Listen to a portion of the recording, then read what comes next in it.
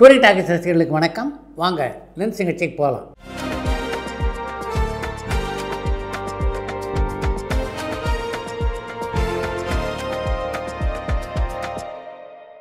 என்னம்மா முதல் கேள்வி?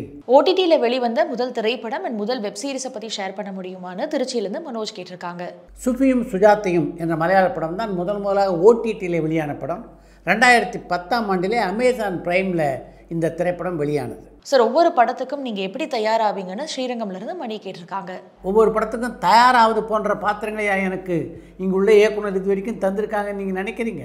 சார், இது வரைக்கும் எந்த திரைப்படத்துலையாவது நடிகர்கள் சிவகார்த்திகேயன் அண்ட் விஜய் சேதுபதி சேர்ந்து நடிச்சிருக்காங்களா?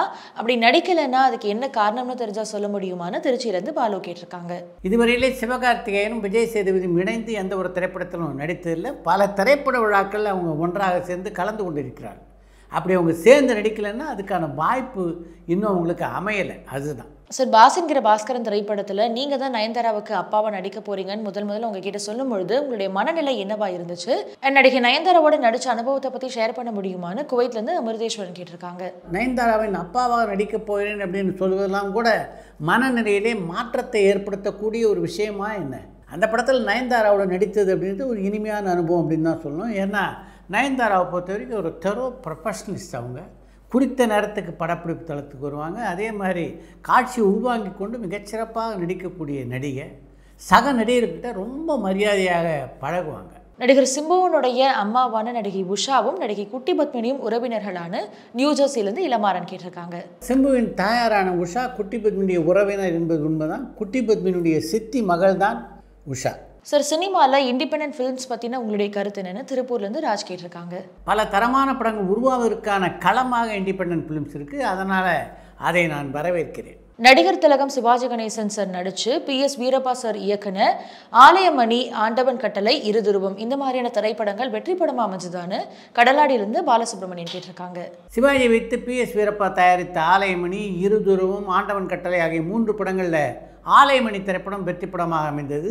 மற்ற 2 படங்களும் வெற்றி படங்களாக அமையலை. இதில் இருதுருவம் என்ற படம் மிகப்பெரிய தோல்வி படமாக அமைந்து பெரிய நஷ்டத்தை PS வீரப்பாவுக்கு ஏற்படுத்தியது. சார், நீங்கள் பட தயாரிப்பாளராகவும் இருந்திருக்கீங்க, பட இயக்குனராகவும் இருந்திருக்கீங்க. ஒரு படம் ஹிட் அல்லது ஃப்ளாப் ஆகும்பொழுது அதை எப்படி கையாளுவீங்கன்னு பட்டுக்கோட்டையிலேருந்து தினேஷ் கேட்டிருக்காங்க. வெற்றி தோல்வி ரெண்டையும் சமமாக பார்ப்பேன் அப்படின்னு சினிமாவில் உள்ள பல கலைஞர்களும் தயாரிப்பாளர்களும் சொல்ல நான் கேட்டிருக்கேன். ஆனால் அப்படி சமமாக பார்ப்பதெல்லாம் அவ்வளோ எளிதான விஷயம் இல்லை. என்னுடைய படங்களின் தோல்வி பல முறை என்னை துவளச் செய்திருக்கிறது. அதே மாதிரி படங்களுடைய வெற்றி இருக்க அது உற்சாகப்படுத்தி இருக்கிறது. தமிழ் சினிமாவில் கவுண்டமணி அண்ட் செந்தில் காமெடி ஜோடி மாதிரி அடுத்த காலகட்டத்தில் பார்த்திபன் அண்ட் வடிவேலுடைய காமெடி ஜோடி அதிக திரைப்படங்களில் தொடர்ந்து நடிக்காமல் போனதுக்கான காரணம் தெரிஞ்சால் ஷேர் பண்ண முடியுமான்னு திருச்சியிலேருந்து பாலு கேட்டிருக்காங்க. என்ன உங்களுடைய ஒப்பீடு அப்படின்றத என்னால் புரிந்து கொள்ளவே முடியல. கவுண்டமணி செந்தில் ஜோடியும் பார்த்திபன் வடிவேல் ஜோடியும் ஒன்றா? கலாச்சார மாற்றங்கள் ஒரு திரைப்படத்தை எப்படியெல்லாம் பாதிக்குதுன்னு தஞ்சாவூர்லேருந்து தேவாவினி கேட்டிருக்காங்க. கலாச்சார மாற்றங்கள் திரையுலகை நிச்சயமாக எல்லா கட்டத்திலும் பாதிக்கும். இன்று படங்களில் கதாநாயகிகள் எப்படிப்பட்ட உடைகளை அணிகிறாங்க அப்படின்றத நீங்கள் பார்க்குறீங்க. இன்றைக்கு வீதிகளிலும் எப்படிப்பட்ட உடைகளை பெண்கள் அணிகிறாங்க அப்படின்னு பார்க்குறீங்க. இதெல்லாம் அந்த கலாச்சார மாற்றத்தினுடைய எதிரொலி தானே. கேரளாவில் நடக்க இருக்கிற சினிமா ஸ்ட்ரைக்னால தமிழ் படங்களுடைய ரிலீஸில் ஏதாவது சிக்கல் வருமானு குவைத்லேருந்து அமிர்தேஸ்வரன் கேட்டிருக்காங்க. கேரளாவில் வேலை நிறுத்தம் வரப்போகுதா இல்லையா அப்படின்னு தெரியல. எந்த மாதிரி அந்த வேலை நிறுத்தத்தை அவங்க அமலுக்கு கொண்டு வர போகிறாங்க அப்படின்றதும் இன்னும் தெளிவாக தெரியல. அதெல்லாம் தெரிந்ததற்கு பின்னால் தான் உங்களுடைய கேள்விக்கு பதில் சொல்ல முடியும். ராமராஜன் சார் சாய்வு சித்ரா நிகழ்ச்சியில் நான் நடிக்க தான் சினிமா வந்தேன்னு சொல்லியிருப்பாரு. ஆனால் அவர் ஆரம்பத்தில் டைரக்ட் பண்ண 5-6 திரைப்படங்களில் நடிக்காமல் போனதுக்கான காரணம் என்னன்னு சென்னையிலேருந்து கௌஷிக் கேட்டிருக்காங்க. திரையுலகத்தில் நுழையும் போது நடிகனாகணும் அப்படின்ற ஆசையோடு தான் உள்ளே அடியெடுத்து வைத்தார் ராமராஜன். அவருக்கு கிடைத்த வாய்ப்பு உதவி இயக்குனராகக்கூடிய வாய்ப்பு. அதைத் தொடர்ந்து படங்களை இயக்கத் தொடங்கினார். அதில் அவருக்கு மிகுந்த ஆர்வம் பிறந்தது. அதன் காரணமாக தான் அப்போ நடிப்பில் அவர் மிகப்பெரிய ஆர்வம் காட்டல. சார், உங்களோட நடித்த சிறந்த கோ ஆர்டிஸ்ட்னா யார் அண்ட் அவங்களோட நடித்த அனுபவம் எப்படி இருந்துச்சுன்னு கோயம்புத்தூர்லேருந்து நிஷா கேட்டிருக்காங்க. என்னுடன் பணியாற்றிய எல்லா கோ ஆர்டிஸ்ட்டும் எனக்கு ரொம்ப கம்ஃபர்டபுளாக இருந்தாங்க. நானும் அவங்களுக்கு கம்ஃபர்டபுளாக இருந்திருக்கேன். நடிகர் பிரசாந்த் இப்போ என்ன பண்ணுறாரு, அவருடைய புது படத்துக்கான அப்டேட் ஏதாச்சும் இருக்கான்னு குவைத்லேருந்து ரஃபி கேட்டிருக்காங்க. பிரசாந்த் என்ன செய்து கொண்டு இருக்கிறார், அவரை பற்றி ஏதாவது அப்டேட் கொடுங்க அப்படின்னு நீங்கள் தொடர்ந்து கேட்டுக்கிட்டே இருக்கீங்க.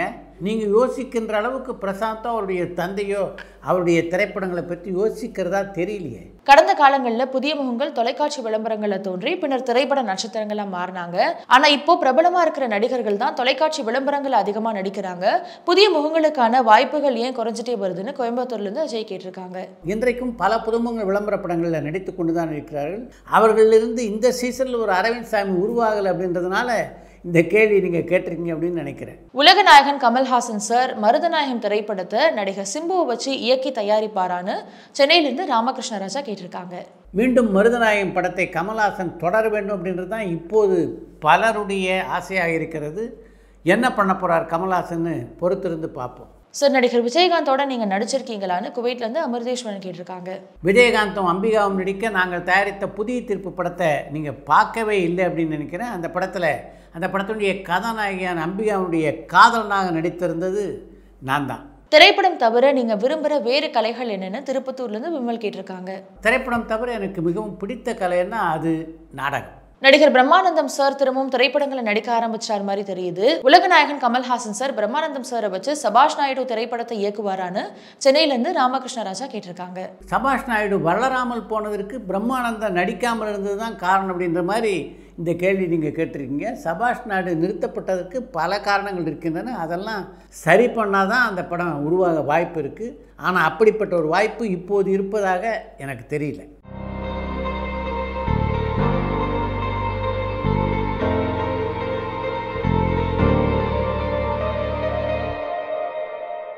ஒரு நல்ல நடிகர் நடிகை ஆகிறதுக்கான முக்கியமான தகுதிகள் என்னென்னு சென்னையிலேருந்து பிரசீத் கேட்டிருக்காங்க. ஒரு நல்ல நடிகர் நடிகை ஆகணும்னா முதல்ல நடிக்க தெரியணும். அதுக்கு அடுத்தபடியாக முக்கியமான விஷயம்னா நேரம் தவறாமை. இந்த 2 விஷயத்தையும் முக்கியமாக எல்லோரும் கடைப்பிடிக்க வேண்டும். அடுத்து என்றோட தகவல், இளையராஜாவுடைய மூத்த சகோதரரான பாவலர் வரதராஜன் பல கம்யூனிஸ்ட் மேடைகளில் பாட்டு கச்சேரி நடத்தியவர் என்பது எல்லோரும் அறிந்த விஷயம்.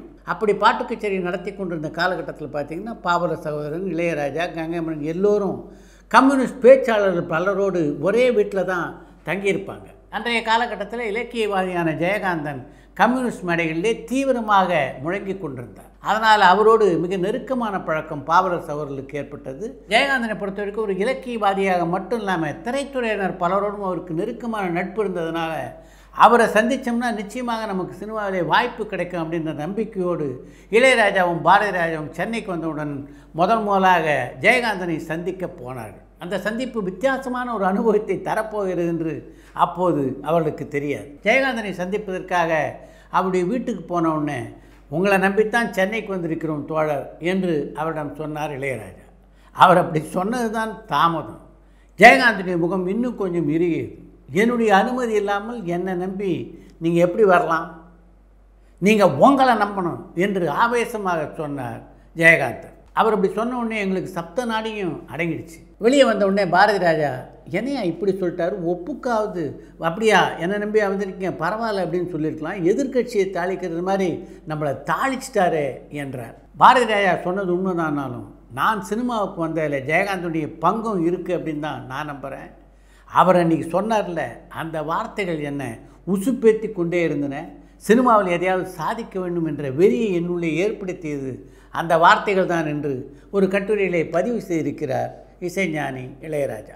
அடுத்த சாய்வு சித்ரா நிகழ்ச்சியிலே பங்கேற்கின்ற விருந்தினர் நடிகை அஸ்வினி.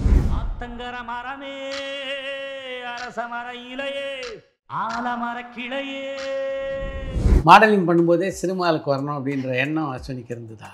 சார், நான் மாடலிங்கே வந்து பிளான் பண்ணல. ஓ ஆமாம், இப்போ 10வது படிக்கிற time. First day meeting Bharathi ராஜாவோட நினைவு இருக்கா? நல்லாவே ஞாபகம் இருக்கு. ஏன்னா ஸ்கூல் போயிட்டு வந்துட்டு I will run for my dance class. So dance class போயிட்டு வேர்த்து வீட்டுக்கு வரேன். இந்த டேவிட் அங்கிள் உட்காந்துருக்காரு. மாடலிங்கோட ஃபோட்டோஸ் வந்து பாரதி ராஜா சார் பார்த்துருக்காரு. அப்போ எனக்கு பாரதி ராஜா சார் யாருன்னே தெரியல. பரபரப்பான சினிமா செய்திகள், நட்சத்திரங்களின் பேட்டிகள், சினிமா வரலாறு ஆகியவற்றை பார்க்கவும் படிக்கவும் உங்களுக்கான இணையதளம் tourantalkies.co.